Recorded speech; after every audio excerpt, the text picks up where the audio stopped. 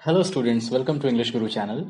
Students, जैसा कि हम सब जानते हैं कि अब लॉकडाउन और एक्सटेंड होकर 3 मई तक हो चुका है और हो सकता है कि और एक्सटेंड हो सकता है ना भी हो। लेकिन इसी दौरान हमें ये तो समझ में आ चुका है कि गवर्नमेंट जॉब का इम्पोर्टेंस क्या होता है। तो स्टूडेंट्स, आज की इस वीडियो में आने वाले एग्जामिनेशंस में जैसे कि IBPS PO क्लर्क या फिर RRB PO या क्लर्क की एग्जामिनेशंस की तैयारी कैसे करें और उसमें जो इंग्लिश लैंग्वेज एंड कॉम्प्रिहेंशन के क्वेश्चंस जो आते हैं उन्हें कैसे टैकल करें, तो इसकी जानकारी आज मैं इस वीडियो में देने जा रहा हूं। तो चलिए शुरू करते हैं और सीखते हैं।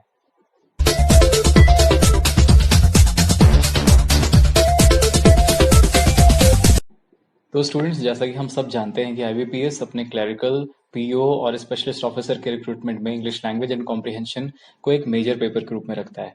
और आप सब इस बात से भी रूबरू हैं कि इंग्लिश लैंग्वेज एंड कॉम्प्रिहेंशन जो अलग अलग कॉम्पिटेटिव एग्जामिनेशंस में आते हैं, खासकर बैंकिंग एग्जामिनेशंस में, वो एक टफर सेक्शन के रूप में नजर आते हैं स्टूडेंट्स को।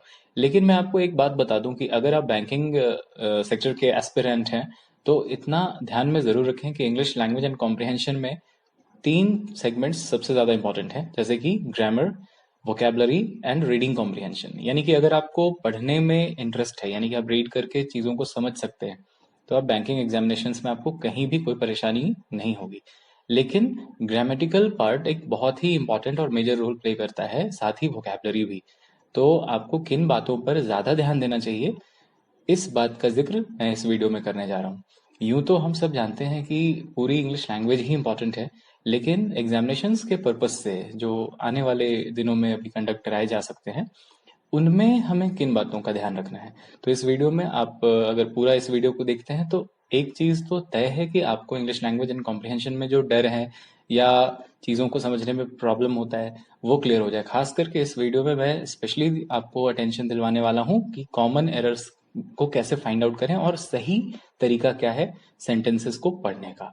तो चलिए देखते हैं।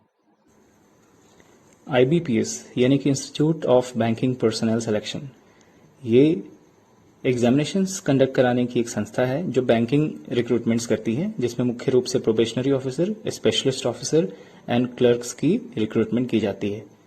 इन तीनों पदों के लिए जो बहाली होती है, तो उसके लिए मुख्य रूप से 2 एग्जामिनेशन शुरुआत में आते हैं, पहला प्री, दूसरा मेन। और इन दोनों परीक्षाओं में इंग्लिश लैंग्वेज एंड कॉम्प्रिहेंशन एक कॉमन पेपर होता है।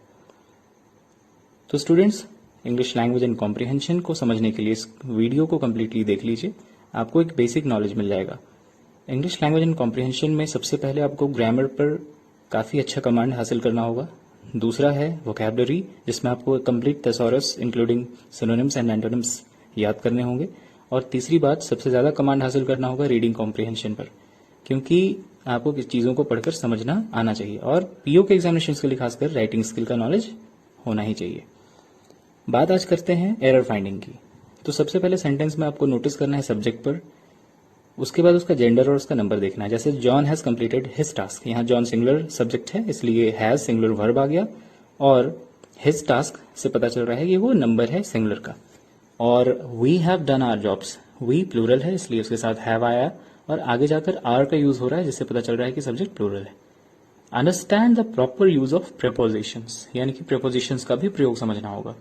जैसे I am angry with you and I am angry at my phone, दोनों में आप जो डिफरेंस देख रहे हैं, एक में पर्सन है और दूसरे में एक ऑब्जेक्ट है। तो इस तरह के चीजों को आने वाले वीडियोस में और बताया जाएगा। तो अब हम देखते हैं तीसरा पॉइंट। तीसरा पॉइंट कहता है understand the concept of clause and conditionals, जो कि ऑलरेडी मैंने कुछ वीडियोस बनाया है इसके बारे में, और इस वीडियो के डिस्क्रिप्शन में मैं उसका लिंक शेयर कर रहा हूं, आप उसको भी देख लेंगे ध्यान से तो समझ में आ जाएगा। जैसे एग्जाम्पल है, had I seen him I would have beaten him. Number 4 है use of conjunction is essential to understand. जैसे hardly had I gone out when it started raining, तो हार्डली के साथ व्हेन ही फॉलो करता है, ये ध्यान रखेंगे। नंबर 5 है now focus on the proper use of articles, यानी आर्टिकल्स को किस तरह से और कहाँ यूज करना है ये भी ध्यान में रखना होगा।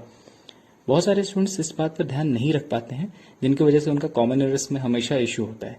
इसलिए मैंने ये एक छोटा सा वीडियो बनाया है जिससे आपका कॉन्सेप्ट क्लियर हो। और दूसरी बात कि प्रीवियस ईयर्स में जो भी क्वेश्चंस पूछे गए हैं उनका प्रैक्टिस आप जरूर करें, तो आपका ये पूरा क्लियर हो जाएगा।